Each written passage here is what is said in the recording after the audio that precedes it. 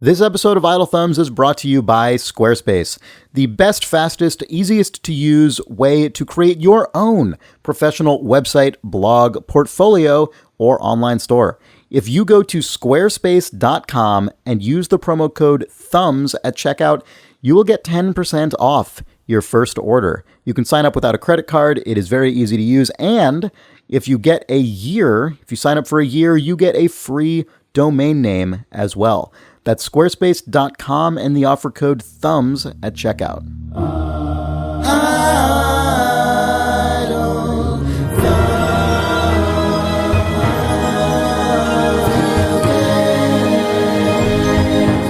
It's May 4th, 2016. This is Idle Thumbs 261. I'm Chris Remo. I'm Nick Brecken. I'm Jake Rodkin.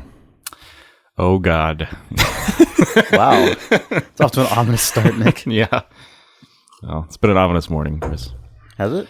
I had a weird dream last night. Oh, yeah? Where I was a spaceman flying in space. I was like a NASA astronaut. Uh-huh.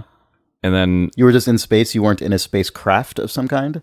No, I was in a space shuttle. Okay. I think. But it was very roomy. And then... It's like one of the nice ones. Yeah, one of the plush, like... Right. You know, Google bus. Were you alone or were there other crew members? There were two other crew members. Okay. It was actually fairly realistic. Uh-huh.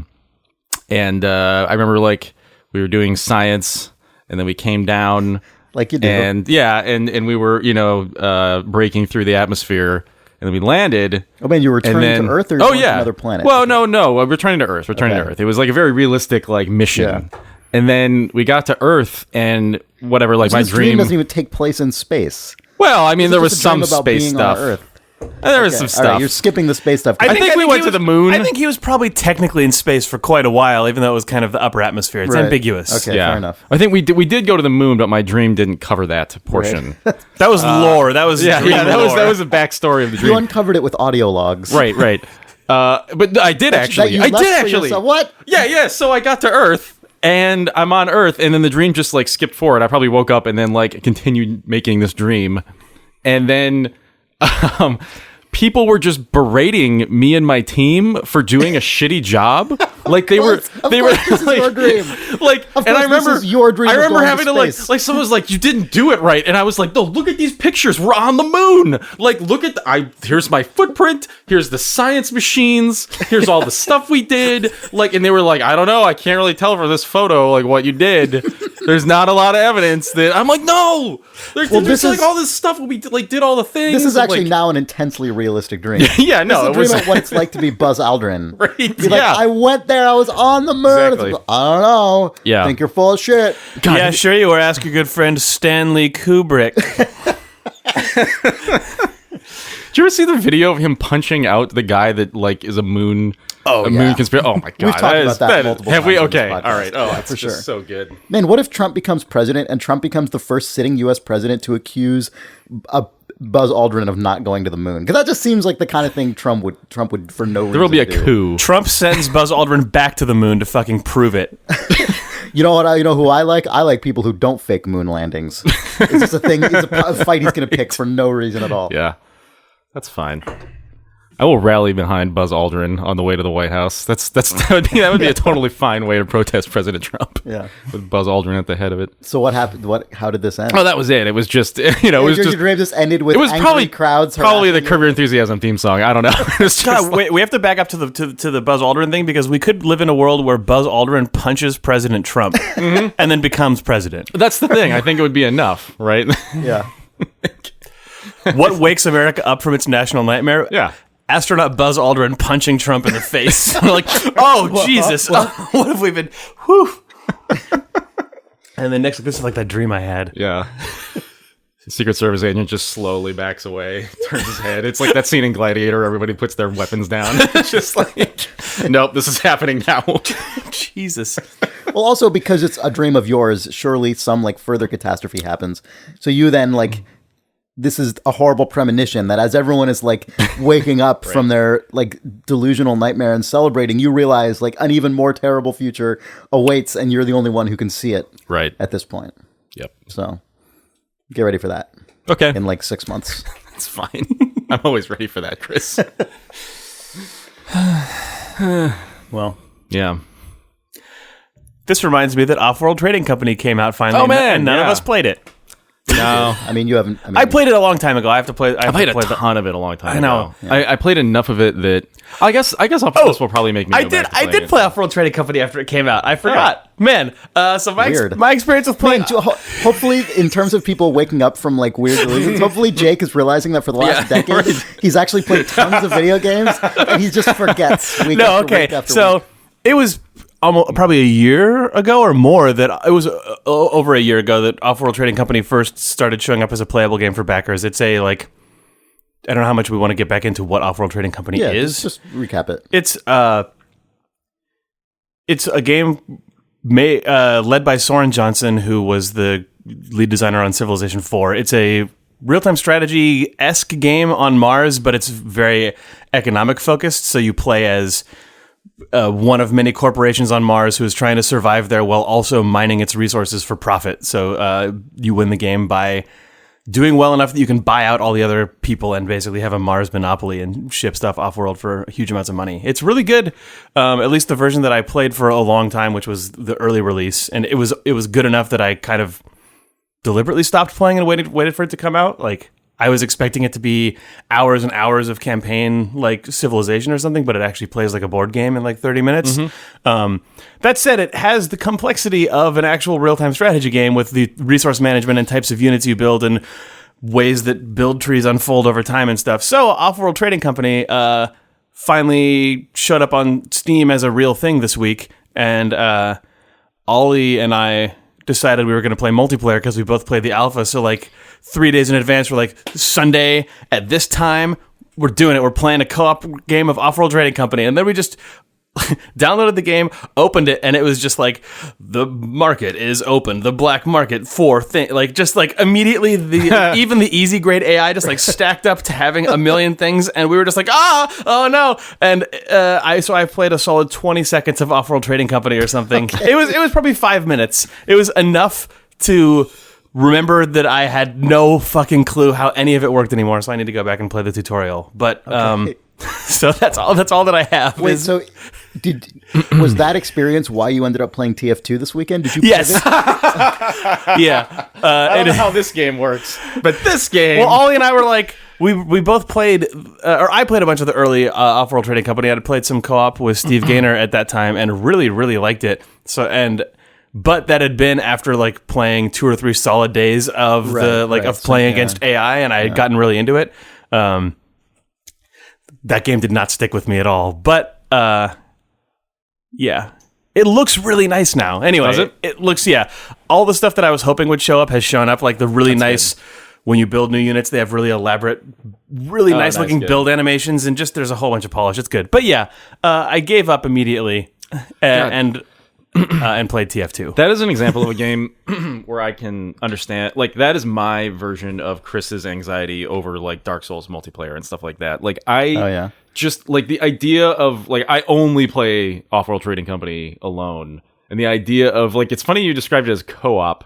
Because to me, that is such a cutthroat game that I just immediately fall into that 1v1 StarCraft mentality of just being terrified of everything. Well, and, you can just immediately oh god. You can configure in the lobby how teams line up. Oh, can you? Okay, so you guys were actually playing. We played on the same team, which that's right. Means that there's a resource sharing UI, so you can play as 2 separate corporations that are not hostile to each other, but you can also, at least in the versions that I played months back, you can choose to bond your water together, so you can pull from each other's water or from each other's electricity or whatever the specific resources are. And you can make all sorts of mistakes, like combining all of your resources together and then realize that you're bleeding each other dry. There's actually there's good stuff in the way that the co-op is set up. That's good.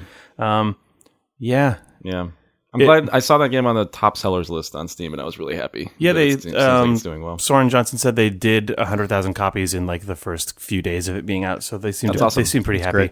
I will be checking it out more because I really loved that game in its earliest incarnations, and the polish looks to be really, really at a high level at this point. Yeah, I guess I did play TF2.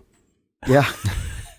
TF2 is still fun, it turns out. Yeah. I bag on TF2 all the time on this show for being impenetrable and weird and just totally a goofy mess. It's still basically the same. Everyone's got stupid hats, and occasionally you get shot by a gun that turns you into a weird particle effect and plays a weird sci-fi sound effect. Probably compared to games like that have come out recently, like Overwatch, it's not even. It probably doesn't even touch Overwatch in terms of complexity, right? So it's Really? Why do you think that?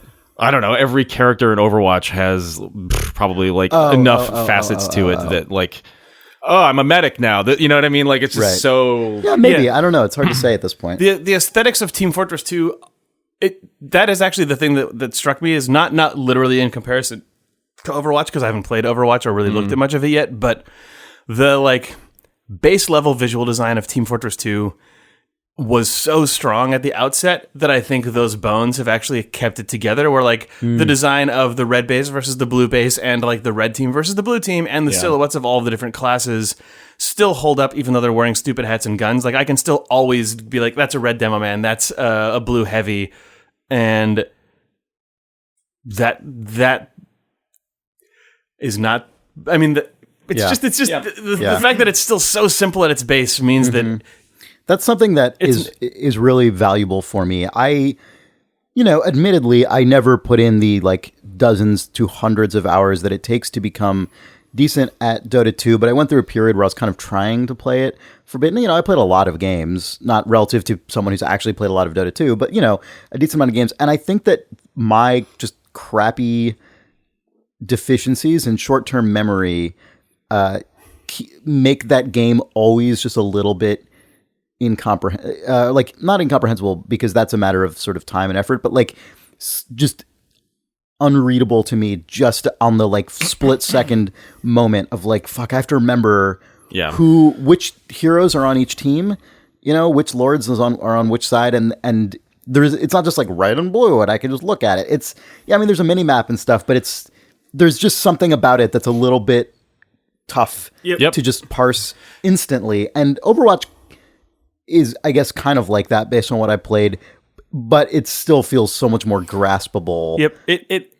It's still like, it's a first person shooter basically. Like it still feels like a first person shooter where you run around and like can shoot guys, and there's something about it that you can still just kind of grasp. Yeah. With games like that, I want to get into, I always wish that I knew a person who could tell me like, this is the baseline things you have to know. This is the common denominator that makes this game easy to learn but difficult to master. Where like with TF2 now, I think you can look at like all the guns and hats and the weird glowy effects and be like, oh my god, this is overwhelming. But if it's like if you can make yourself not look at that and just look at the colors of the map and like the colors and silhouettes of the guys, that's the actual part that defines everything, and everything else is just like tiny knob turns of stats. Yeah. Whereas like when I look at Dota, I can't tell what things are that I should and shouldn't be paying attention to as a beginner, because all I ever hear people talk about is, oh, they picked this lord, which has these powers, which means that this team picked this guy. And it's like, okay, I don't, I did have that, because I had people I had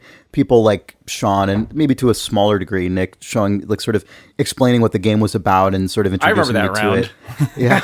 And well, this is the thing. I do basically get the sort of just baby level dynamic of that game. I do totally get it. And I played a couple games where, I got some kills that were good, and like but I can tell, but knowing that much made it apparent to me how much more there is that I will never ever, sort of, it's one of those cases where you look at it and the first tier is like, this is unreadable. I could never learn. Well, now the very first tier is like, I get it. It's just 2 teams of 5 killing each other, knocking down towers, whatever. Right. And then the second tier is like, oh my god, this is impossible. And then the third tier is like, oh, okay, I get the sort of basic dynamics of this in actuality. And then that leads to like, oh my god, and now I see how much more there is. That I will either decide I am going to just climb that mountain, or I'm giving up at the foot of it. Dota depends on so many like just like graphical effects, like being able to parse like what that weird electrical storm came from. You know what I mean? And knowing what that is. Yeah.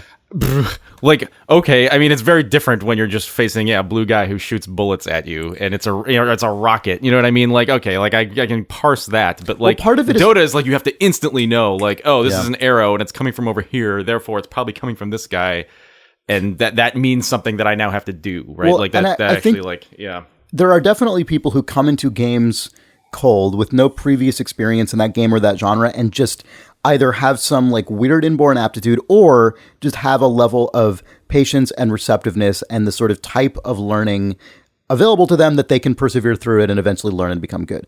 So that exists. But, if people talk about Kay plays Dark Souls 3, right? That woman who didn't know anything about Dark Souls and then started playing it on a stream or on, I don't know if it was a stream or YouTube, I guess.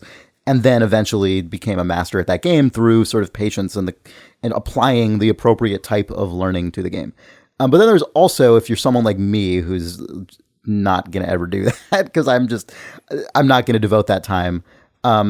There are, you just have certain things that are legacy skills that you just have, right? Like I could imagine going into something like Overwatch or TF2 and totally finding it overwhelming and just crazy shit flying everywhere, not knowing what to make out of any of it.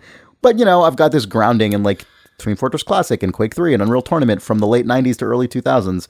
And I feel like that still benefits me when I load up Overwatch or the Doom 3 or the Doom 4 multiplayer. This is why Rocket League was so refreshing for me because it was like just totally different. Oh yeah, like I mean, this is the blue car and the red car, and then you push the thing, and then it just goes, and just very like stripped down. But then also, it's also not directly like any other one game or lineage of games. Yeah, I'm sure you could draw plenty of comparisons, but there isn't a just genre of that.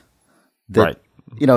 Yeah, that's why Team Fortress 2 and the original Quake World Team Fortress were both really refreshing at the times that they came out to me. Yeah. Because it was not literally as simple as Rocket League, but at least it was just like it's a multiplayer game, and it's two teams, and the teams are made up of people who each have a unique skill. And it's like, do you want to be a soldier? Do you want to be a demolitions man? Do you want to be a heavy weapons guy, a medic, or a spy, or a sniper? And it's like that's the thing. So the thing that I think sold me on I guess I probably started with Team Fortress Classic. Yeah, me too. I don't think I missed out on. They're not very similar, but just like two forts, just like they're two forts. Just like the idea that it's just like it's like you're building like a pillow fort, and then you can put up a little thing and like defend your fort. Yeah. Like it's just such a basic like childhood concept that everybody can understand. Even though that map is probably not the best Team Fortress map, it's just like this is like comfortable. I know what I have to do. Yeah, I don't know. Yeah, that. Man, speaking of just of kind of funny elemental multiplayer games, this is a weird dot to connect, but I don't know. Over the weekend, there was a free Steam weekend for a game called Duck Game. Do you guys know of this? No. This was one of those games that was published by Adult Swim. You know how they've been sort of dipping their toe into video game publishing in the last few years. And I guess it actually came out a while ago. I didn't realize this. This game must have come out 1 to 2 years ago on Windows and PS4 and stuff. And when I saw it on Steam, for whatever reason, I thought it had just come out recently, but nope, guess not. I just missed it. Anyway, I played it. I played a bunch of rounds of it over the weekend, and it is hilarious and really good. And we should try and play it with each other. It requires very low time commitment. So it's called Duck Game, and it's a 4-player multiplayer game, local or online, where you are a duck, like a pixel art duck, and I don't entirely know how to describe it. It's like a party game, basically. Each round of multiplayer is a totally different level, and the objective is always the same. The objective is always be the last duck standing, and you basically die in one hit, right? Whether it's like an explosion or a bullet fired by another player or whatever. You can start with weapons or you can not start with weapons and find them in the level or whatever. And even though the objective, as far as I can, maybe there are different modes. I don't know. The mode I played, the objective was always just be the one who's alive and the other 3 ducks are dead. And even though that objective was constant in all the rounds I played, the levels are so different and just surprising that actually means different things. Like sometimes you will just spawn into a very traditional arena, and there's like a shotgun available for everyone, and it's just a quick shoot 'em, like just basically 4-person duel because you die so quickly, and then whoever wins is the one left alive, and that's it. But then sometimes you spawn into just a crazy like tunnel, and you have to get through a crazy obstacle course, and then at the very end of the obstacle course is a gun. And so the whole, like basically 99% of what you're doing in the level is a mad dash to get to a gun before the other ducks do. I missed how the camera and world arrangement are in this game. I'm sorry. I should have said that. It's a 2D flat game where you see the entire level. So it's like a Samurai Gunner Towerfall or something? Yeah. Okay. Yeah, it's a 2D. Sorry, I really should have led with that, huh? I was like, It's a tunnel. I'm picturing like a camera with fucking sorry. ducks leap. Like, Sorry, that was bad. So yeah, it is Okay. like an arena 2D side view game. so it has gravity. Yes, it has great. Exactly. Yes. Okay. It's like Smash Brothers or something, but actually 2D. Right. And there are some levels that are like Smash Brothers levels, right, where it's sort of basically just a bunch of platforms floating in a world, and falling off also makes you die, and just these levels are like 30 seconds to a minute each. I mean, they're however long it takes for everyone except for one player to die, but that usually happens pretty quickly. Sometimes they're quick draw things where you load up and everyone has like a railgun basically, and jumping up puts you in the line of fire, and then you get instantly sniped. And it's just crazy. And there are single player sort of training things that are obstacle courses and stuff like that you can go through just to familiarize yourself with the controls and the mechanics and the kinds of things that are in levels. But it's really fun just as a constant. There's like a kind of humor that is really ephemeral, that is just being surprised by something, and it's where it's just you laugh because the thing you see is so out of step with what the previous thing was. And this game is just that every So it's like round. like a Samurai Gunner Towerfall, but with like a WarioWare type of random roll to it. Yeah, you could say that. Yeah. And I don't know, it's fun. It's called Duck Game, and you can get it on Steam and I think PS4 as well. And well, the next time we're all streaming something together, we should do a warm up. Yeah, just do a warm up duck game. Yeah, that is a good idea. Yeah. Yep. The other thing that I've played a bit of, actually, I don't know how much I've played relative to you guys at this point, but I've been playing a lot of Hyperlight Drifter because... I'm sorry. I forgot to say why I talked about that in context. Oh, yeah!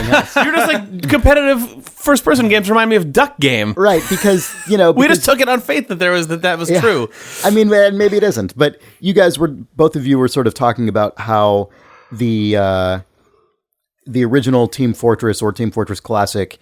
and Team Fortress 2 for that matter, were sort of refreshing because they were so, it's like, oh, I get it. It's two sides and there's two forts and blah, you just do it. This game is it's essentially like that, but just again and again and again in a slightly different way. We're playing it as like, oh, okay, this is in part relying on my just decades of video game experience with sort of reflexes and picking up context clues in terms of what the mechanics suggest, but also it's just like a weird tiny little you're playing but just concept its every time. Presentation makes what you're supposed to do clear in a self-evident way. Like, is that sort of? Sometimes you die and then you don't realize why till after you're dead. But it's got that just like new surprising thing each time. Yeah. It's not like just playing round of deathmatch after deathmatch after deathmatch after deathmatch. You're playing a Valve game, but you're on the joke server.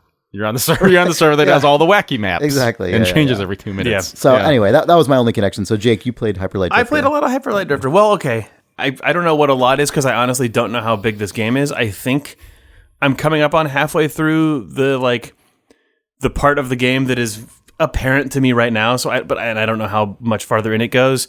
But that game, I really, really like Hyperlight Drifter. I'm glad that I kept playing it after you guys sort of had a muted initial response to it.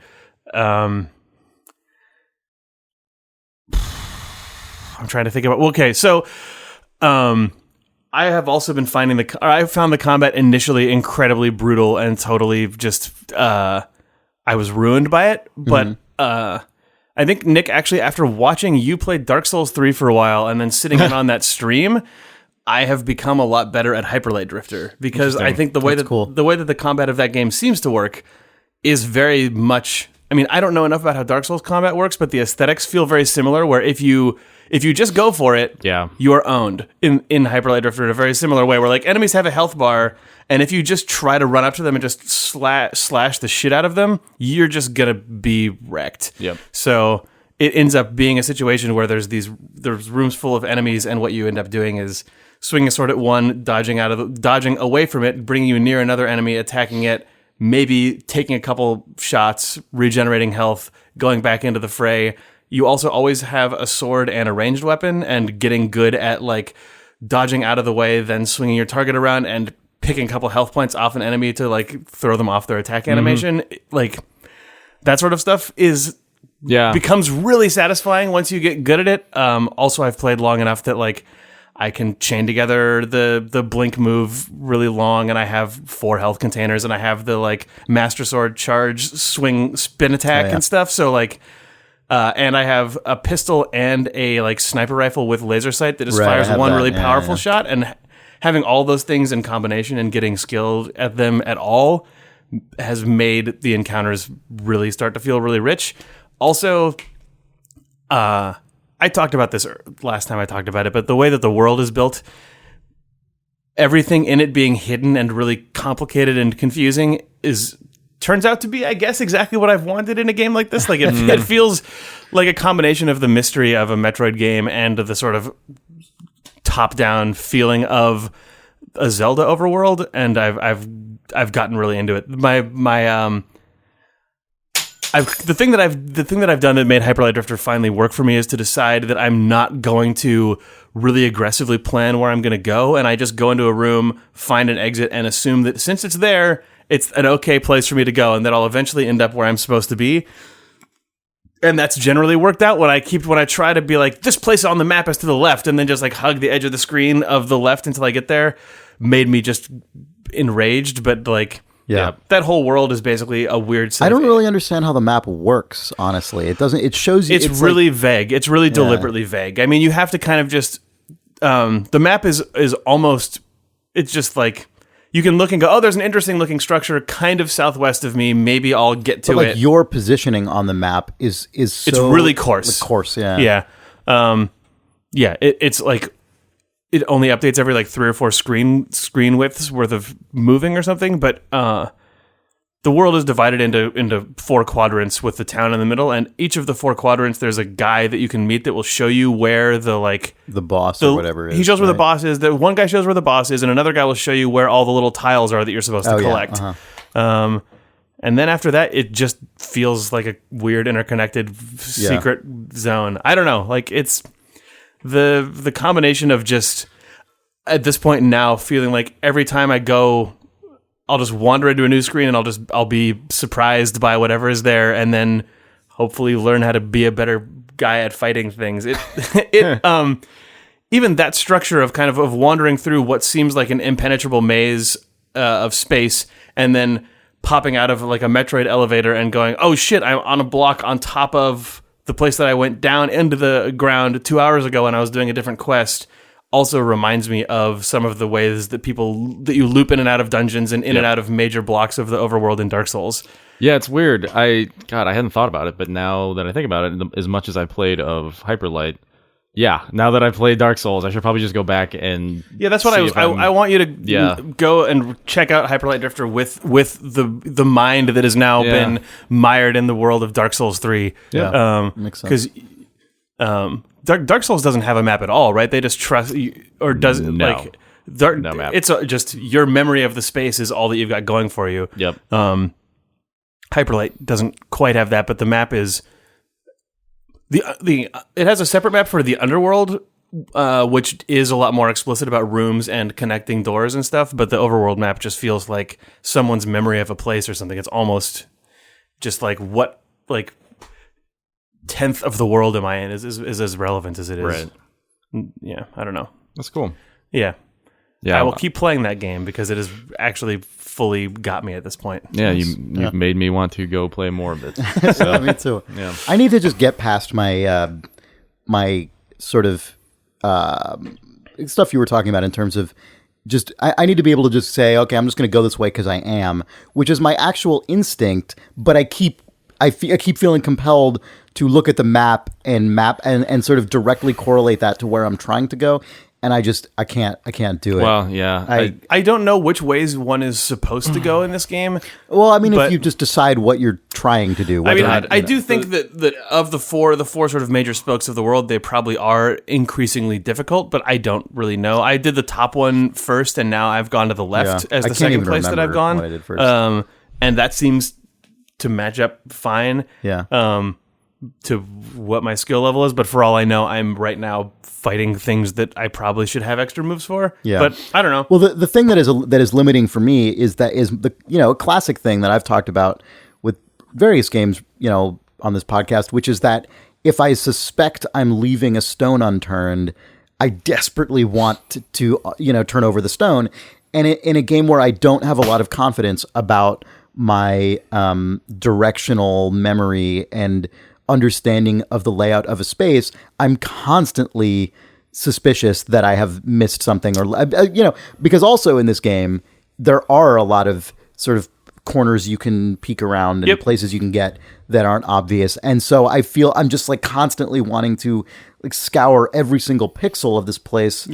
And I should just not. I've finally, in like the last couple hours that I was playing, gotten to the point where like I have enough crap affixed to my guy, like enough upgrades that I'm actually like discovering health kits and then leaving them behind in case I need them later. Whereas the first like 2 hours or so that I was, or 3, it was just like, it's a fucking survival game basically. And like I still get totally wrecked in places, but I now like have enough stuff that I can go fully charged into a place and then get the shit kicked out of me, and then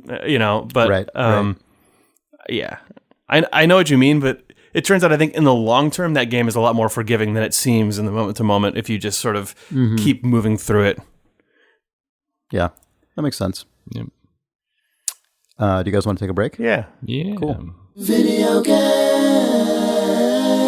Flowers. You can get them sent to your mom or anyone else. This episode is brought to you by ProFlowers. Mother's Day is so soon. It is mere days away. You better get on this quickly. If you go to proflowers.com, click the microphone in the top right corner of the screen and put in the promo code THUMBS, you will see a bevy of offers available to you. A bevy of bouquets. A bevy of bouquets of blooms. For only $19.99, you can get 100 blooms with a free glass vase thrown in there. This is like the most frantic ad spot we've done for ProFlowers, and it's because you have very little time until Mother's Day. If you want to send flowers to someone else, you have, it's a little more open-ended. But for the mothers in your life, for any mothers in your life, blow their mind with a bouquet of blooms. 100 blooms. For only $19.99.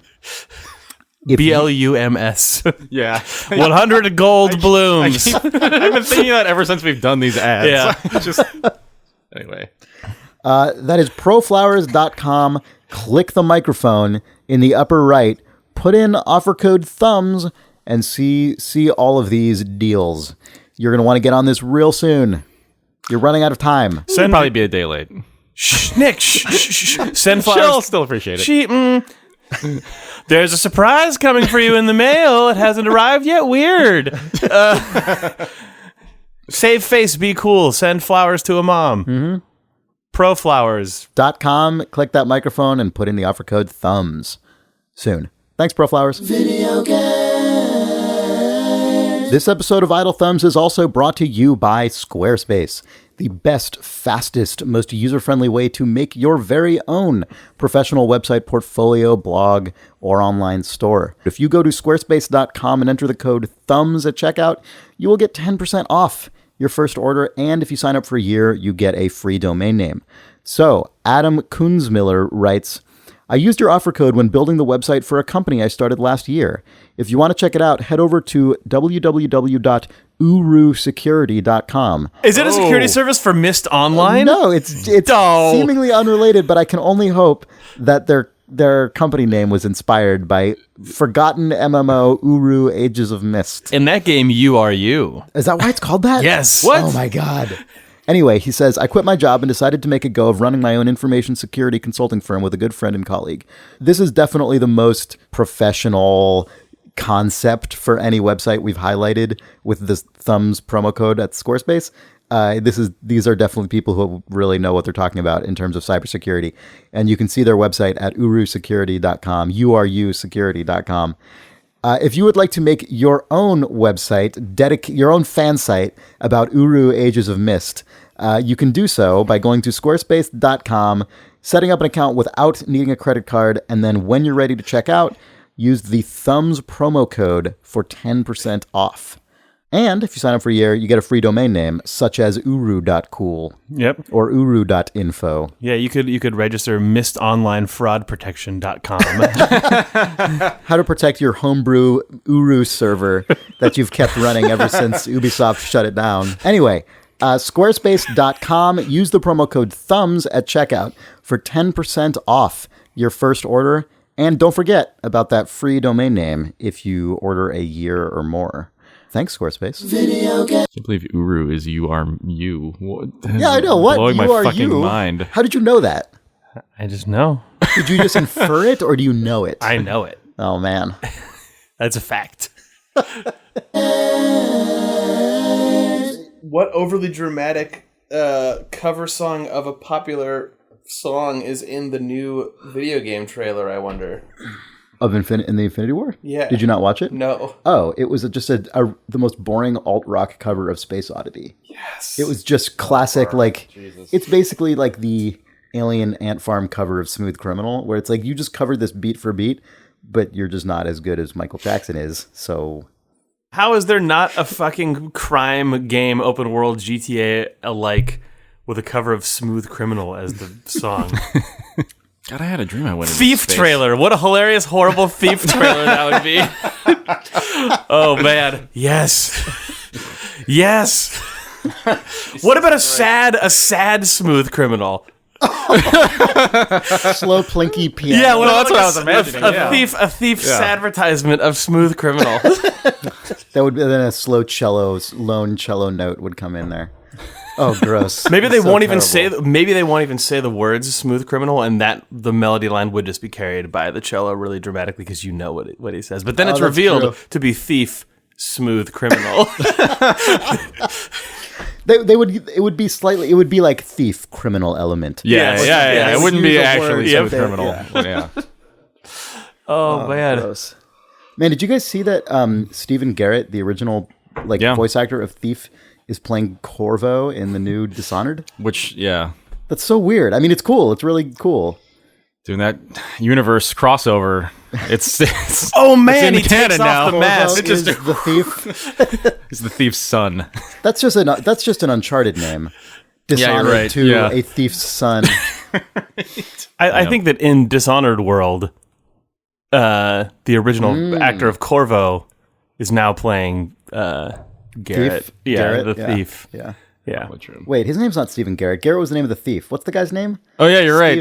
Stephen Thiefman. Oh, Stephen Thiefman. I don't know. I'm glad you called him Stephen Garrett, and I we were all know. just like, "Oh yeah, that sounds like the name of thief." Oh, Stephen Russell. okay. That's his name. Stephen Russell, the original thief. I guess in Dishonored world, their thief games have a protagonist named Russell. Yeah, when Corvo sits down at his PC to play Thief. You found that room in the new Thief. Yeah, In the top of a building, you open the door. Hopefully Dishonored 2, the name Dishonored 2 is not... Hopefully, the words Dishonored 2 does not mean the second Dishonored. Hopefully, it's a reference to an organization called the Dishonored 2 that Stephen Russell's character must infiltrate. and it's actually 3 people. Oh, right, because it's Corvo, that new lady protagonist, and this guy, Yeah. and the third person. They are the Dishonored 2, Yeah. which, as we know in the world of Dishonored, is a three-person triumvirate. Yes. What are we doing? I'm talking about video games. All right, are we back? Yep. Yeah. So Adam Kunzmiller, who you heard from in that Squarespace ad, also has a whole other part of his email, which says, "Hi guys, I'm happy to report that I've really enjoyed the Dark Souls 3 discussion happening throughout the Idle Thumbs network, even though I myself am not a Souls fan. What I found interesting is breaking down why difficulty is satisfying. Comments regarding the level of satisfaction you feel when you do break through a difficult part, as well as developing a deeper feel for the control scheme and how to manage the world, rang true to me as reasons I love Rocket League so much. The more I play, the more I feel in tune with what is happening, operating with the systems on a deeper level, and so on. This is incredibly satisfying. I occasionally unlock a level to my mechanics, such as my most recent success at jumping off the wall and quickly rocketing to the ball and putting it on net. In its own strange way, this feels like unlocking a brand new territory for me to explore. I find myself now riding walls a bit more often and giving my other teammates a bit more space, having more success, etc. Thinking of things in these terms felt like an epiphany, and I have a lot more empathy for why Souls games can be so satisfying. Can you think of other gaming experiences that lead to this heady mix of accomplishment and developing a deep-rooted feel for the system you're interacting with? One that comes to mind is Ori and the Blind Forest. Thanks, Adam. I think most deep multiplayer games have that, right? That's kind of like, that's why basically like, why esports are a thing, is to watch people who have like sort of excavating down through skills and finding entire new realms of ability to explore, basically. Yeah. I remember, it's been a while since I got really deeply into a multiplayer game enough to have that experience, recently. But I used to play just hundreds of hours of Halo. Really, Halo's 1 through 3, I guess, was when I really just sunk basically in unlimited time into the multiplayer of those games. Those were definitely cases where, even years in, I could feel myself reaching new tiers of understanding of those systems and just the ability to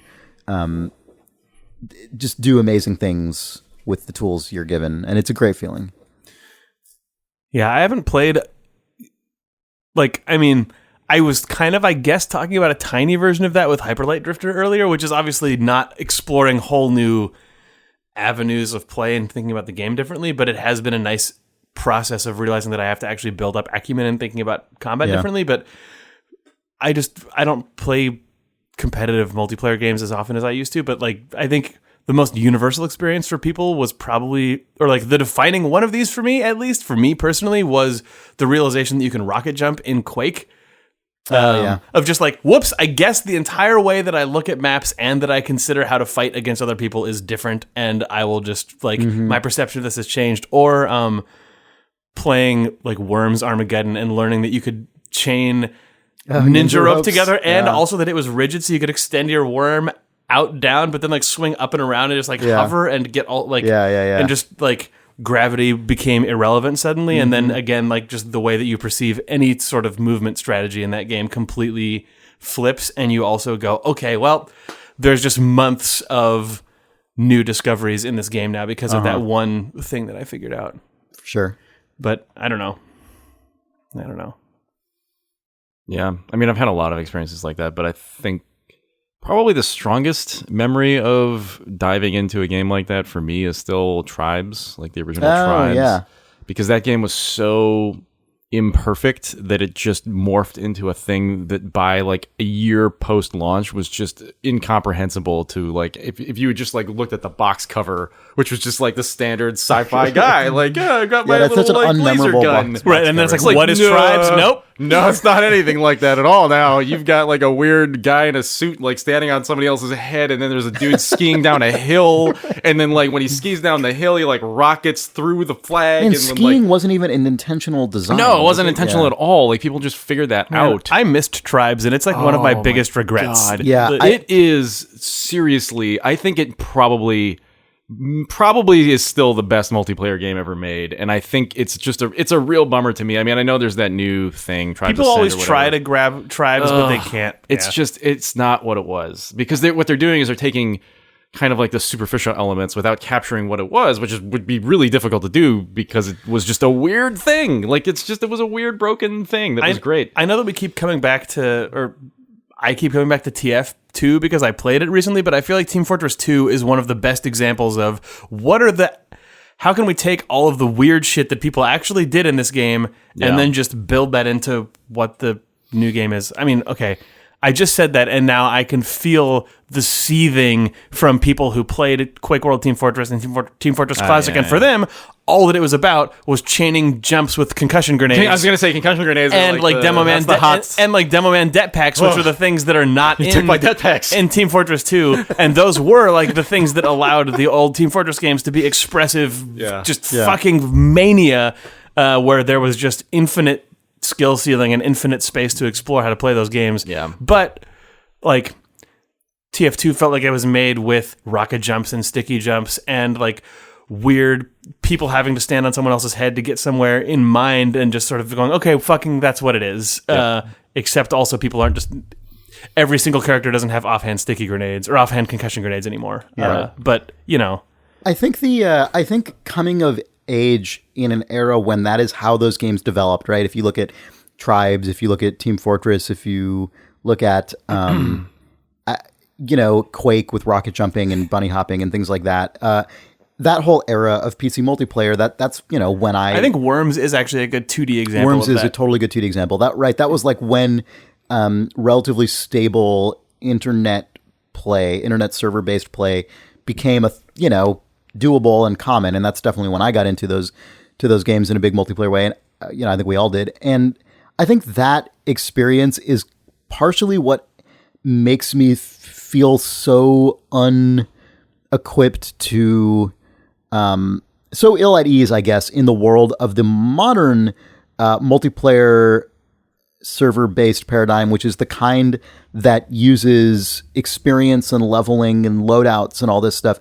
I understand that there were a lot of problems with the kind of weird emergent version, one of which is that it's incomprehensible to new people who don't know why everyone seems to be breaking the game and killing them nonstop, and that sucks if you're that person. And there are a lot of good things about the sort of modern loadout and experience-based system. But as someone who came of age in that previous system, the modern one always feels so... it feels simultaneously exclusionary and also like locked down to me, in the sense that I always, when I'm coming into one of those games, I always feel like, what's the point? Like, I'm just gonna have to go through this like level grind forever, the same exact way everyone else is going to. And I know that doesn't actually tell the story, because within that, people are certainly building up these organic skills as well. But I always find myself looking at that experience bar and being like, this is just totally predetermined. Like, eventually I'm going to just, no matter how good or bad I am, eventually I'm just going to accrue enough points and go through the thing and get the stuff. And then like, I can hear the voice in my ear of my hypothetical friend who's really good at that game and has invested a bunch into it, who says, that strategy is really not worth it until you get to level 5. And then I'm like, fuck, even if that guy doesn't exist and if that's not how the game works, it does give me a little bit of hope for Overwatch, because that game. I'm excited about Overwatch, because it seems like that game is built to have a lot of weird cascading events happen through the things that are just on the table to begin with, but it's not being marketed like some of those games. Like, there are some first-person games that are trying really hard, or first-person multiplayer games that are just under the AAA level, that feel like they're like, this is a pure first-person game for people who like the pure ones, where all you do is shoot stuff, and it's only that. This game doesn't have to have that. It doesn't have to take on the mantle of old games that you like because you're old. I don't want to just play Quake 3 Arena forever. That's not what I'm... right, there's... I can't remember the names of them, but there's a few that have come and gone, or that are on the way out or on the way to coming out right now, that feel like it's like the old ones. Old person is their marketing, and I like that Overwatch is trying. It feels like they're trying to hit a reset button, similar to how things like TF2 did, while at the same time exist in the exact modern landscape, the same way that TF2 did in 2000 or mid 2000s, whenever it came out. Orange box times. I don't know. Yeah, it's really weird to me that Overwatch is what it is, knowing that Blizzard made it. I still can't reconcile that. It doesn't seem like they would have made that choice. Really? Yeah. What choice? The choice not to include a leveling system, for instance. There or is even a leveling something system. There is. Well, but I mean, like, one that's not... I mean, it's a leveling system, but it's just cosmetic stuff, right? I mean, it's not actually like... You mean that they're not... It's not as predicated on what level you are as WoW or Diablo or something. Or even that it's not something more akin to like Dota, where it's a leveling system within the round that actually like builds you up. It's really strange that neither of those two things, which are totally valid and exist right now in the examples of those games, they just kind of went, nah, I hope that that's actually true, and I hope it stays that way, because it's so much more appealing to me. Yeah. We'll see. Yeah.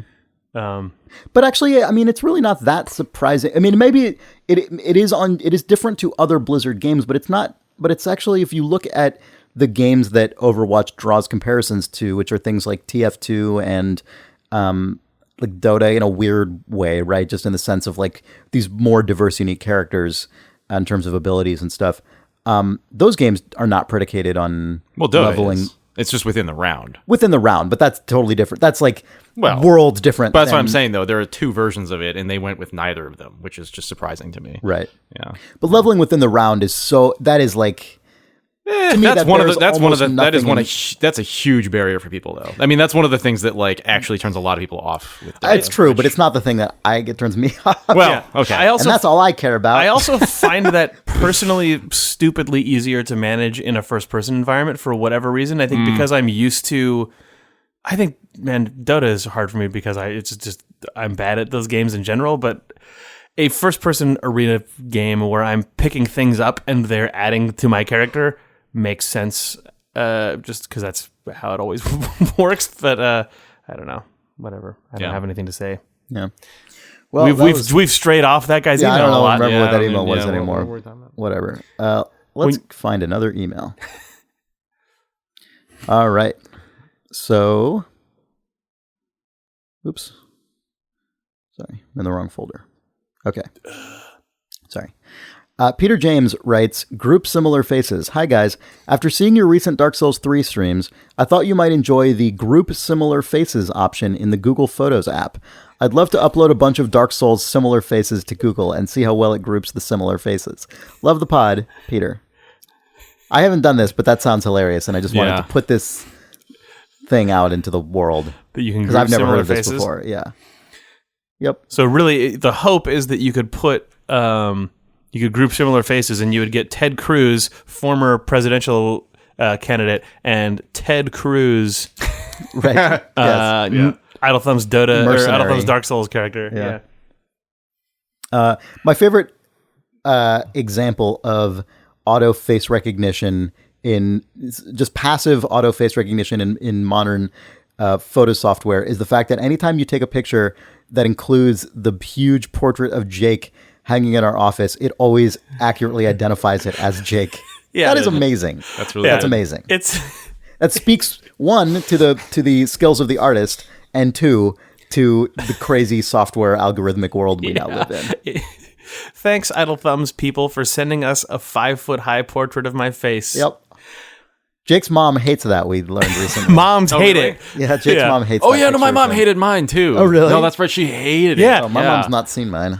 Giant oil portraits. Moms hate them.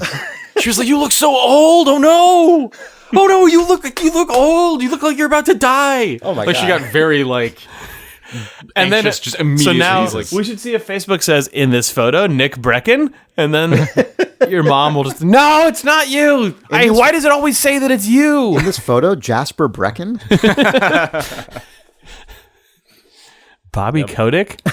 Maybe we can become friends with Bobby Kotick and Jay Allard by Oh, taking man. pictures with these and seeing if And seeing if Facebook it auto tries tags to like, them? oh, Oh it my looks like God. Jay Allard's there. Were you hanging out with Jay Allard? Oh. All right, Tom Kidd writes, Hey guys, in episode 260, you briefly mentioned Ritual's Sin episodes as an example of episodic gaming failure. While it's true that FPS episodic gaming in the mid-2000s was basically a bust, with Sin Episodes Episode 2 never releasing, and Valve taking 2 years to release Half-Life 2 Episode 2, and Half-Life 2 Episode 3 apparently taking longer than the heat death of the universe, the demise of the Sin Episodes series is frequently misunderstood, as opposed to the demise of the Half-Life 2 episodes, which is just a plain mystery.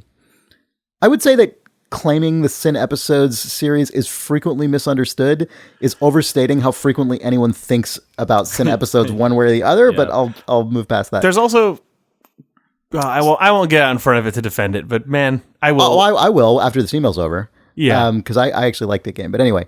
Oh no, I have nothing to. I have no knowledge of the Sin Episodes thing, but I remember when they announced it, they had 6 numerals on their website which were grayed out, and then it turned to 3, man. and then it turned to 0. So man. there's probably reasons behind what happened, but Well, he's going to tell us them. yeah.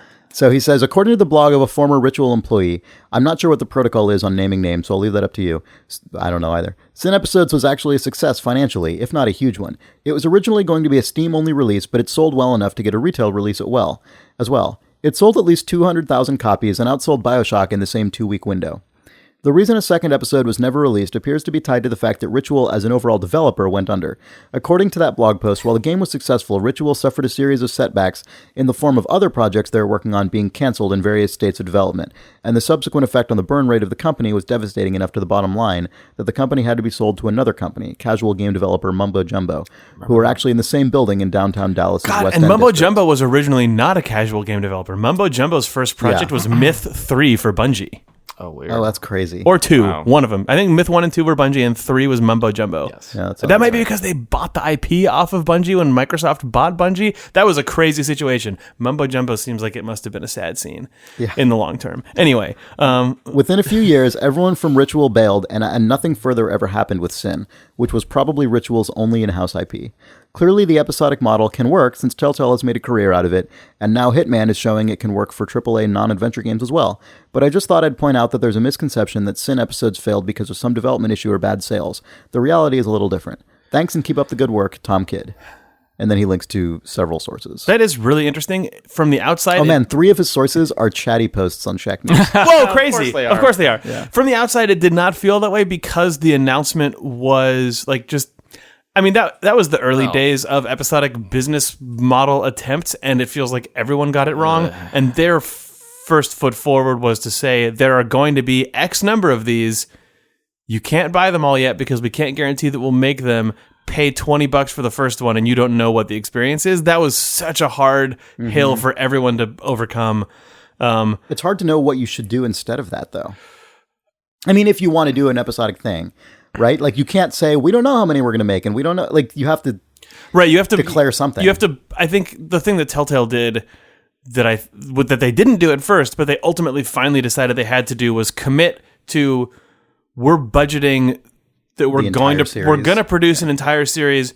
The later episodes might be real cheap and suck, but we're gonna say you're gonna get the whole thing. Like it's like saying if a TV network said buy this pilot, the number of people who are going to buy that pilot are very few, but people weren't calling them pilots. They were calling them the first episode of a season, but then not actually committing to doing a season. And I think it sounds like that probably would have ended up in an even worse situation, honestly, for consumers in this case, though. Yes. Because it sounds like Ritual was going to go out of business anyway.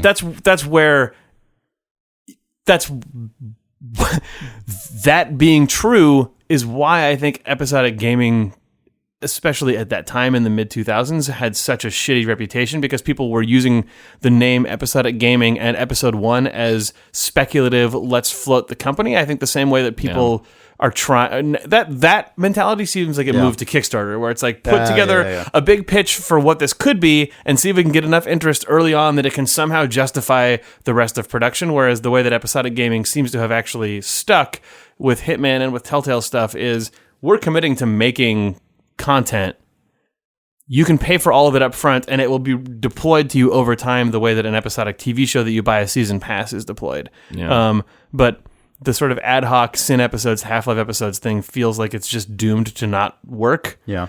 Because I think also probably just like real TV shows, subsequent episodes don't actually sell better usually than the previous episode, but what they do end up doing is put more customers into the bucket of the overall season. So like Valve is never going to see, or Ritual's never going to see an increase in like, episode 2 is going to do it. Like Half-Life 2 could have outsold Half-Life 1 because it's a sequel, but Half-Life 2 episode 2 is never going to outsell Half-Life 2 episode 1.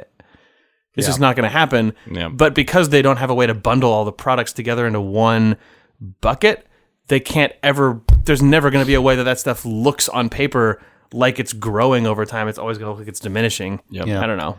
I wonder what the business model there is with Hitman, because it's quite clear that the second episode of Hitman has been, I mean, totally rightfully and appropriately received like rapturously relative to the first episode, which I think people liked, but didn't blow anyone's mind. How is it priced? Like if you bought the first Hitman Chapter they're on Steam. each $15. So, I mean, if you buy them individually and then they add up, they're 4, I think. Apparently points there at are which you- even more than that, Well, actually. I know there were more than 4 levels, but I think they're So four doing drops. it in like So 4 right, drops. right now, are they selling? It's crazy that none of us have any idea what the schedule or I don't plan for know. this is. Yeah. But also, it kind of doesn't matter because unlike an actual episodic thing, they're just Hitman levels. Yeah. Like this is the big difference between something like even a Half-Life game, which is a shooter but is a very story narrative-driven shooter, or an adventure game, which both of which are closer in theory to the way people watch a TV show in that they continue. But these Hitman levels are they're Hitman levels. You play them a bunch of times. Well, the way that Hitman is priced is the intro pack is $15, the upgrade pack is $50, or the full game is $60.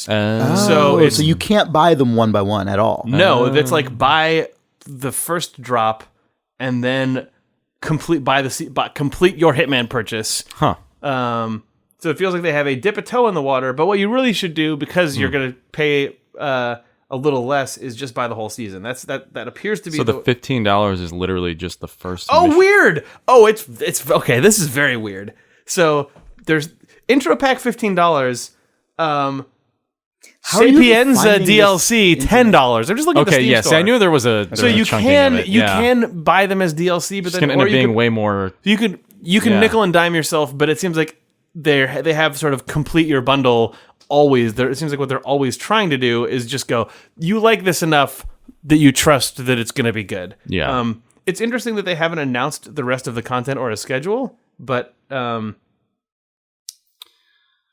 So Yeah, basically, you have to find out what the business model is. You basically have to keep checking every time they release another episode because that information you shared didn't exist at the time that I bought the game. Yeah. Because Sapienza wasn't out yet. Yep. On-release players have access to the intro pack content, prologue mission, the Paris Sanguine fashion show, full access to contracts mode, escalation mode, a bunch of other live content, and then remaining content will be available as 6 releases periodically through 2016, starting with the first new one in April. That's what the Steam page says. So if you bought all of the DLC then plus the $15, you would end up spending more than $60. Oh yeah, for sure. So Yes. so you're basically yeah, God, that's so weird. basically. But that's always how stuff is. When you don't buy stuff bundled, it always costs more. Well, yeah. It would be weird to charge the people who paid Yeah. the bundle price more. No, I know. It's just weird. Yeah, so it's interesting right now because we don't need to get super into the stupid pricing of this, but yeah, No, if you get increasingly trapped if you buy the intro pack for $15. That's what I'm then- thinking Then about, you buy yeah. the Sapienza pack for $10. You've paid $25. Now what? Then Yeah. you have to you're just locked into nickel and diming yourself because otherwise you just pay $50 to get the other 4. Yeah. Yeah, really strange. That's so strange. I would not be surprised if when the third one comes out, the pricing is there's going a to weird change again. upgrade Like they're probably path, just going to yeah. keep.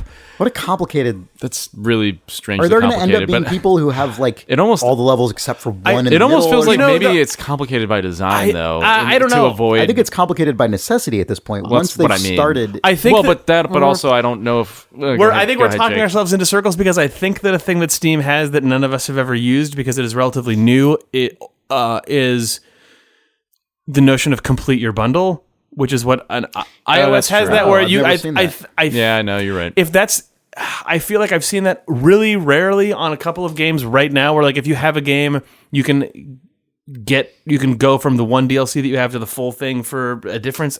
If they don't have that, I bet that Square is banking on them having that because that's a big thing in iOS now where you can if a company has 3 apps in a bundle and you only own one, you can get the whole bundle for the difference. You know what just occurred to me is they're making a Deus Ex like world or something, right? They're making like a weird Deus Ex thing that's not just Deus Ex 3. oh really? I wonder if they're just gonna make it this. You mean 4? Or sorry, 4. I wonder if this is just their plan is to just make games as services or whatever and just do this like for everything. You mean Square Enix? Yeah. Yeah. Because I mean, yeah, when they announced it, it was like Deus Ex Universe or something. Wait, when you say and that's not Deus Ex 4, do you mean that is replacing Deus Ex 4 or is that is in addition to? I don't know. There was some confusion at the time. I think it isn't replacing a true sequel, but there's like a weird. Yeah, welcome to Deus Ex Universe. Is their website right I've now? never even heard of this. Yeah, I don't know if that means that's just their sort of like marketing initiative. I cannot remember, but I wonder if this is something they're trying out. Well, and this that was they're- apparently announced like years ago. Yeah. I guess it's just the name of their like whatever Marvel Cinematic Universe. This is just their. Yeah, because one of the things is a comic book. Okay, it's not an MMO, Square Enix says, but I wonder if they will just for the new Deus Ex do something similar to this, because it seems like the kind of game that you could also just roll out in chunks. You know, now you've unlocked more of the city, and there are like another couple of missions. Like it seems like you could probably do it. Yeah. Huh. Weird. The concept between Deus Ex Universe is to create an ongoing, expanding, and connected game world There you built go. across a generation of core games. There you go. It's our commitment to deliver meaningful content that expands the franchise on a regular basis, and to deliver a deep conspiracy that will span several connected Deus Ex games, creating a more immersive and richer experience than ever before. It will include PC and console games, but also additional Deus Ex games and experiences available in tablets, smartphones, books, graphics, novels, etc. This sounds really overwhelming. Sorry, I Nedry laughed at the like. You did. A deep and rich universe that will expand the franchise, whatever the fuck that was, and additional conspiracies. Yep. A deep conspiracy. Oh man, this reminds me a lot of that stupid rock paper shotgun comment. Yeah, I know. that I feel was like just- I was just thinking the same You thing. should maybe just explain What? the rock, paper, the rock paper shotgun comment. comment about the. Removing the. Man. Yeah, I feel like that should just be shared here, even though you also tweeted it. That's true. So I was watching the trailer for the new what is it, Call of Duty game, which, you know, whatever. Infinite War. Yeah, it's whatever it is. And I think it's called Infinite War. I think it is called Yeah, Infinite it is. War. It's Infinite War by Infinity Ward. Available A only at Dr. Seuss GameSpot. joint. And there was an amazing so in the story they included a block quote of the of just like the fucking press release. Do you think it's worth reading the press release? No. Okay. Whatever, it's a press release. You can guess. Yeah, and a comment, I just scrolled down to the comments for whatever reason, and a commenter had edited the press release to remove just about all of these sort of hypey adjectives. The super superlative adjectives. Out of the press release, and he just, pasted the remainder. And I posted this on Twitter, and it blew up because it is, in fact, hilarious what this commenter did. And it reads as follows. Call of Duty Infinite Warfare puts storytelling in a narrative. Infinity Ward breaks ground by exploring weight and its responsibilities. In a time of adversity, the player, as captain of their warship, must take command against an enemy. Soldiers are thrust into circumstances that will test their training and reveal their character as they learn to lead and make decisions necessary to achieve victory. The game also introduces environments, weapons, and abilities to Call of Duty. The campaign From Combat to Fighters occurs as an experience with loading times and delivers franchise moments that fans love. That's that. It's got those loading times. I love that. I love it so much. What it actually reminds me of, what it reads like 100%, and this site is gone now, but there was that objective game reviews website for a little while that just... Oh, yeah. That reads exactly like those articles, except that they would then say 4 out of 5 stars at the end. Oh man, I'm so sad that site is gone. But it turns out you can relive that site by just taking all of the adjectives out of a press release. Yep, it's true. God, with loading times. Yep. Yeah. All right, let's see. So Tegan Robichaux writes, J. Allard's dog. An idea popped into my head that I cannot shake. The idea is threefold. 1, J. Allard owns a dog. 2, the dog's name is Xbox. 3, the dog is trained to respond to Kinect voice commands. Xbox turn off makes it play dead, for example. I choose to accept this as fact until proven otherwise. Tegan Robichaux. So that's probably true. Yeah, in the J. Allard universe. That's J. Allard seems like he would... J. Allard, who now owns a weird bike collective thing in Portland, seems like... Or I guess you can't own a collective, but whatever he is of it. It's probably actually just a company. He probably has a dog that he trains to respond to Xbox Kinect commands or whatever it is. Yep. I just got a message from Zach of Video Games Hot Dog saying the love song of J. Allard Proof Rock.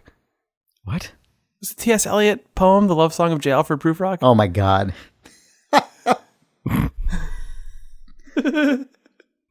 Is that it? Is that the entire message? Yeah, saying, have you ever used that before? So now we have. Yeah. Jackson Simpson writes, imagining Hitman at too young an age. Listening to you talk about the latest Hitman level brought me back to the very first time I heard about the original Hitman. I was 10 or 11 on the bus to school with a bunch of my friends, and a few of them had been playing this game where you were a cool assassin guy in Chinatown. I wasn't really listening at the time, I was more of a Pokemon, Zelda, and Doom fan, but they started talking about the third level, the massacre at Chung Chao Fish Restaurant. One of my friends described the most perfectly detailed and specific series of actions he'd performed. Going into a restaurant and asking for the key to a toilet. Leaving his gun in the bathroom. Go to the bathroom. What? Oh, what were you quoting Sam and Max? No, that's that. Oh. That's from that scene. You walk in and then he says you use like E on the guy and your hitman guy goes, I need to go to the bathroom. Oh man. Yeah, it's the best. That's like the first time I ever heard a hitman talk. Yeah. Okay. Anyway, whatever. Same guy, by the way. Yeah. Same actor. Yeah, I know. Portrayed the hitman. Yeah. Ever since the original Hitman, what is it? Like, what was the original game called? Agent 47? Codename 47. Codename 47. Yeah, the movie was Agent 47. Anyway, going into a restaurant and asking for the key to the toilet. Leaving the gun in the bathroom so it wouldn't be discovered on his person later. Silently taking out a guy for his clothes and slowly dragging his body to a sewer grate. Entering through the front door of the restaurant in his new disguise. Smugly letting them pat him down for weapons. Parentheses, Hitman is always smug. Slyly making his way to the bathroom where his gun waited and from that hidden location taking out his targets. Hitman is always sly. Closing the bathroom door to buy him some time as he made his way out the window and into the alley. Casually walking to his getaway car as all chaos erupted around him. Like, what? This was in a game? I hadn't played it, but the description painted this image in my mind of such a whole and realized self-contained game world, where any window could be an escape route or entryway, and the game reacted to the how of your actions more than to the scripted story moments or level complete triggers of other games. As much as I'm a fan of the series, I think there's never quite been a Hitman game that's lived up to my imagination hearing about the fish restaurant. Listening to you talk about the latest level felt so totally like that childhood bus trip. I guess to turn this into a question, has there ever been a game that set your imagination so alight that whether or not it lived up to those ideas, it still left you totally satisfied? Also, one time in the first Hitman game, I shot a sniper in a guard tower, and rather than collapse out of view into the tower, he ragdoll flipped over the edge of the railings. Then his foot became stuck to the edge, so I shot him again to try and get him onto the ground a bit more out of sight. He fell a little bit further down and ended up completely wedged in the crossbeams about halfway up the tower, like a shining Christmas decoration for the whole enemy camp to see. At that age, it definitely felt like a grenade rolling down the hill moment. Jackson Simpson. When I was in high school, the first Deus Ex game was described to me almost in the same way as this, where it was like... You were not in high school when that game came out. Deus Ex 1? Yeah. When did it come out? 97? No. Well, maybe it came out in 2001. Deus Ex 1? It was in 90s. 99, I No, think. Deus Ex 1 was 2001. It came out... Wasn't it? 2000, maybe. Maybe I was in college. 2000. Okay, sorry. Okay, 2002. Oh, you're right. I was in the dorms when Deus Ex came out. Yeah. And I remember a friend of mine talking about like shooting out security cameras so guards couldn't see and like sneaking and silently killing people and doing all these crazily executed moves. And my mental picture, like that sounded so unlike a set of like verbs and things you do in a game that I was used to, that I was just like, what is this? And then I was like, I gotta play this game, and it was impenetrable. Right. My first experience with Deus Ex was also pathetic and sad. I did not understand it at all. I didn't make it through Deus Ex until maybe 10 years later, even. Yeah. Like, my initial memory of that was just... It was probably... Man, I thought Deus Ex was late almost 90s, 10 years but later for me as well. Yeah, it was 2000. It was 2000, yep. Yeah. And this was my friend who was playing the Mac version, so it must have been like 2002 or 1. Oh, crazy. Man, okay, actually, speaking of this is weird. On our Facebook page for Idle Thumbs, on the post about our most recent episode, which talks about a lot about Hitman, there was one of the we don't get tons of comments on our Facebook page because we don't really promote it, I guess, or we don't talk about it as much as we do our Twitter account or whatever. But one of the comments I kind of think was probably from someone who doesn't actually listen to the podcast, just based on the comment, and it was, but maybe he does, I don't know. It was essentially a just full laundry list of all of the standard grievances against the current Hitman. It was this guy, and he was basically like, the new Hitman is terrible. I can't believe it. Like, it's episodic, and that's just crap. This is total nickel and dime, like, horrible thing. And it's online, and that just means no one can play it for more than 10 minutes ever. And like, what a disgrace. And this is terrible. And it was just the full thing. And I hovered over the thing, and it was over the guy's name, and it was like born 1995. And it was such a weird experience to see that and realize, oh my God, this guy was 5 years old when the original Hitman came out, which, fine, like, Yeah. whatever. I mean, I was 5 years old when lots of things came out, but it definitely made me realize, like, man, this guy is, how old is he? Let's see.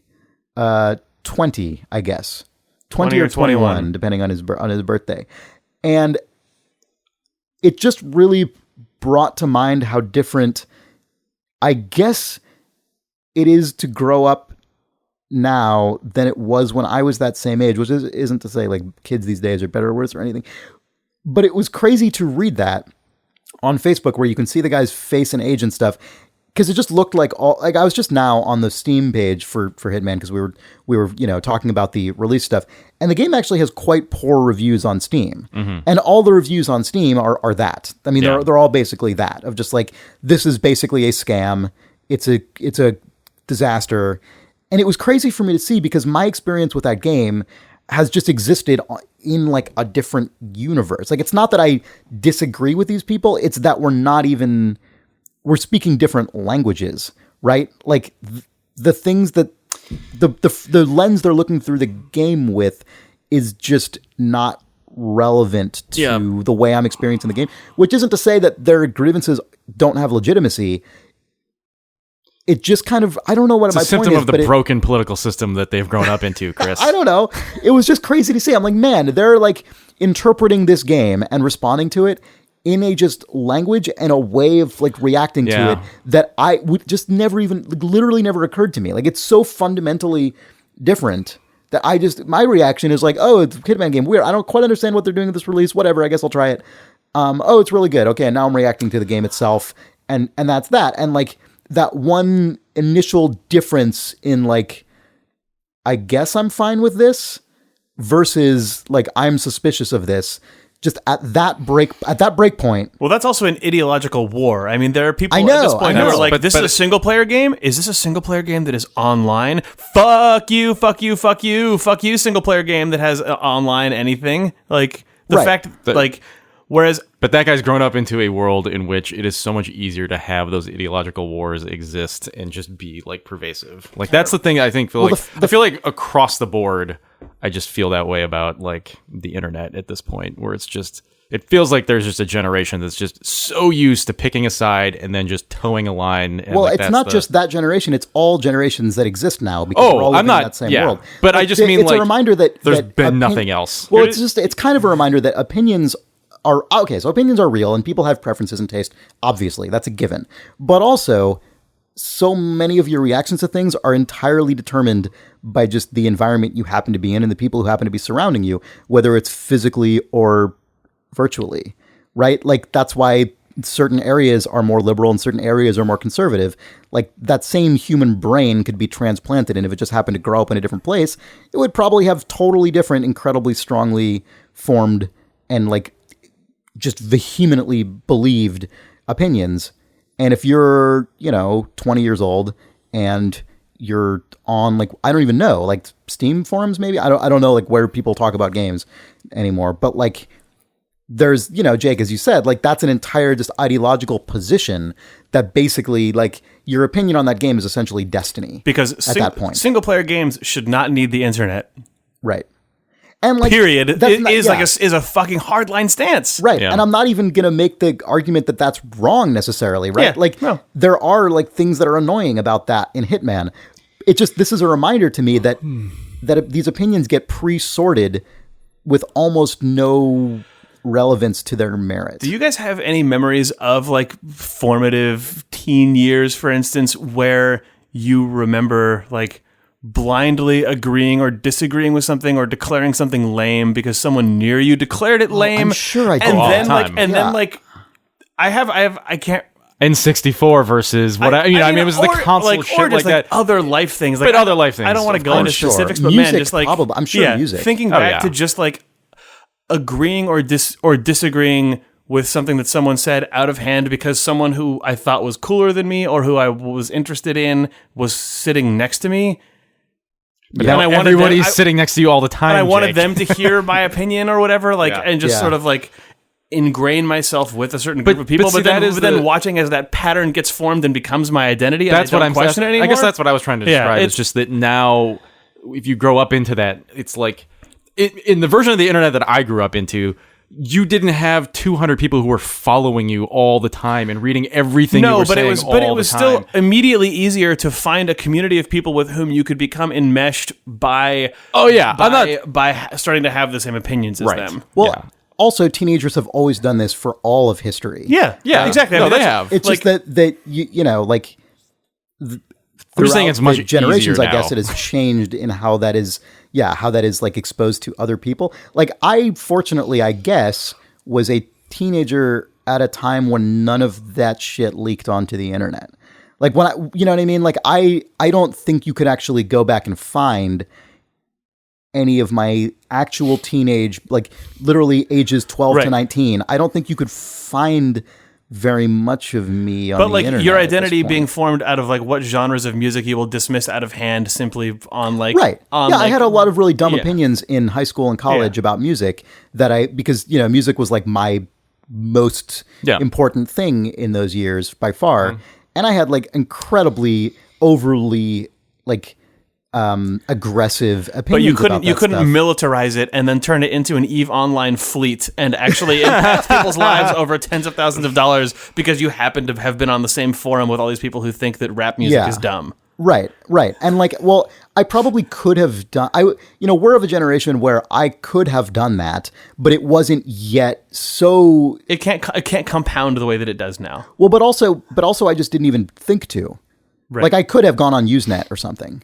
But I just didn't occur to me, right? Whereas now I live my whole fucking life on the internet, right? I'm on Twitter all day long. Like I've spent a lot of time on the internet. It wasn't as visible, right? I mean, I think like Jake, you were saying like, yeah, there were communities where you could go to, right? But they weren't like exposed in the way they are now. There are probably in just a general still sense.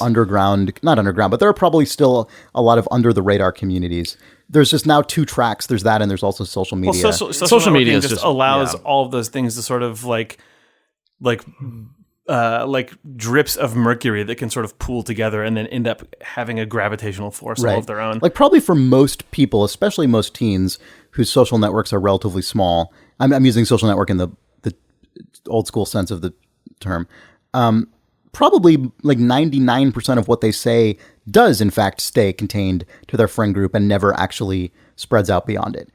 But there's always the chance that you'll be retweeted by someone looking to sort of make you look dumb, and it will blow up, and then you'll be sad about your life. Also, I mean, I know you started talking about this in regards to teens, and we're talking about teens, but obviously it is not just teens. I think when one is a teenager, one is more susceptible to going, oh, you know what, that does seem right, and then that like just for sure. But man, everyone does that all the time. Oh yeah, it's so bad. Definitely. Anyway, I'm never sure if you now that I've heard that guy's opinion, actually, I'm way less inclined to buy Hitman. I think I'm actually gonna if I did buy it accidentally, I'm gonna refund it because I mean it makes a lot of sense once you think about it.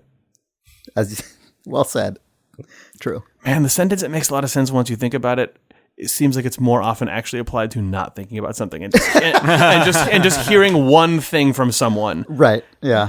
The sort of like epiphany of the unconsidered. Yeah. Right. The sort of like, I've never actually thought about this before in any context. So the only argument I've ever heard anyone make about it makes a lot of sense. Yeah. I think it makes a lot of sense once you think about it. Might be code for, I've now realized that one can think about it, and I have thought about it, and I have decided. Right. That's probably true. I mean, once you think about what I said just now, that makes a lot of sense, right? Man, Jake, you're so right. Huh. Yeah. Never really thought about that before, but now that I have, I think you're right on the money. Huh. We probably all should uninstall Hitman. We probably should erase Steam. We should probably give up video gaming. Now that you think about it, that's true. Video games are poison, and culture is bad. Fuck teens. I mean, once you really think about it for a second. Yeah, that's true. Once you really think about it for a second, we should probably stop recording this podcast. Right now and forever. Trump 2016. That's what I'm saying. Once you think about it. All right. Thanks for joining us on Idle Thumbs. I don't know what the last 15 minutes of this podcast were. Sorry about old that. People being old. We're just being old people forever. Thanks for listening. If you enjoy this podcast for some reason, please tell a friend. Please consider rating us and reviewing us on iTunes. By the way, iTunes sucks. Boycott iTunes. It's killing culture. But before you do that, review us on it. You can find us on Twitter, which is Raising a Generation of Idiots, at twitter.com/idlethumbs, or Facebook, Wake Up Sheeple. Find our account at facebook.com/idlethumbs. We have other podcasts on our network at idlethumbs.net because we want to bring you all into our ecosystem of franchised podcast dominance. You can find those at idlethumbs.net/shows. We have a forum at idlethumbs.net/forum. It's a really sort of like isolated group of, like-minded, exclusionary people who will shame you away. Get all your opinions either constantly reinforced or shamed until you give up and leave the internet. We're on YouTube at youtube.com/idlevideos. Please like and subscribe. And leave a comment. Leave a comment. A good YouTube leave a comment. Hey, guys. Yeah. Also, shout out to Joel McCoy, who will have thoughts about the last 20 minutes of this episode.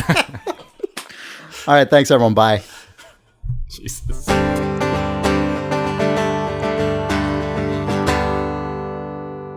Oh, man. Other thing that happened when I was playing Team Fortress 2, I got owned over and over again by someone named Quigley. And I was like, what?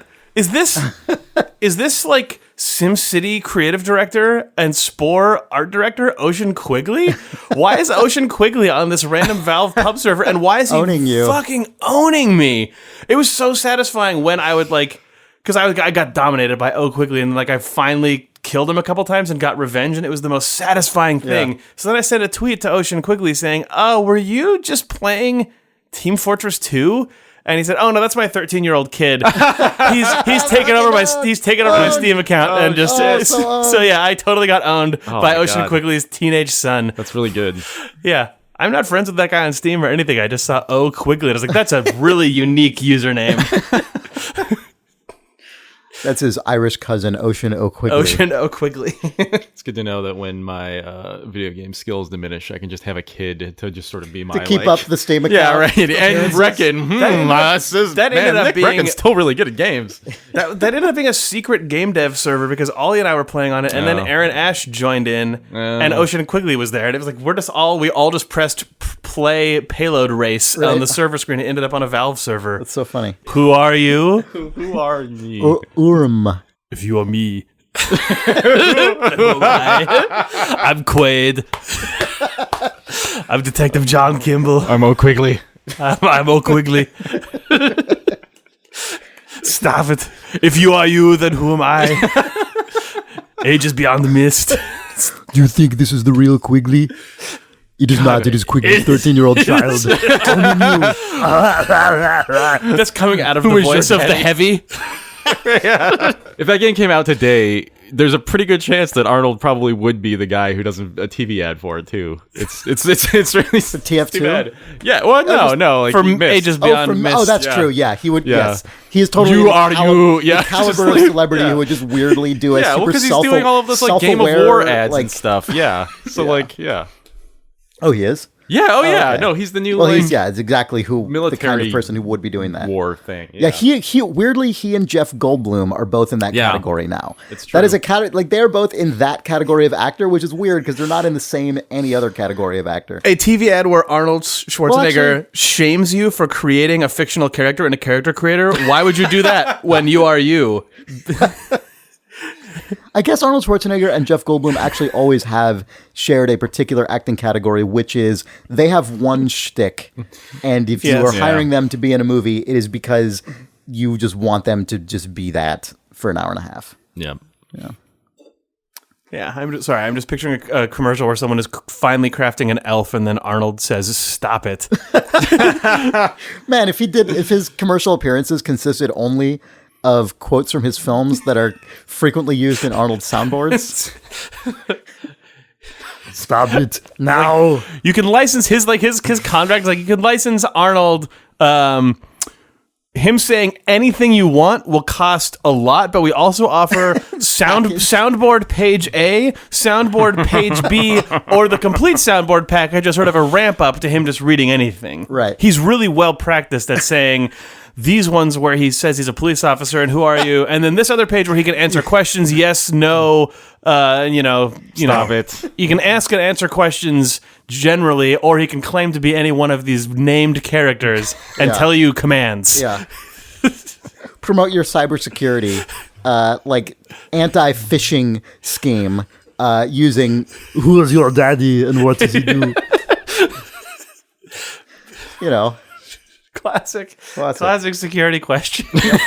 Yeah. constructs. What is your favorite car and who is your daddy and what do you do?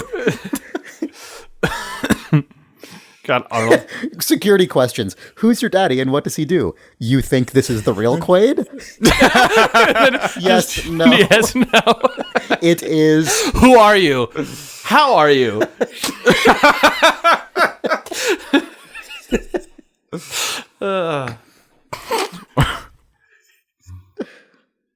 Good. Who are you has two answers. I'm a cop, you idiot, and I am Quaid. I am Detective John Campbell. I'm Detective John Kimball. God damn it has three answers. Yeah. Twist. Yeah.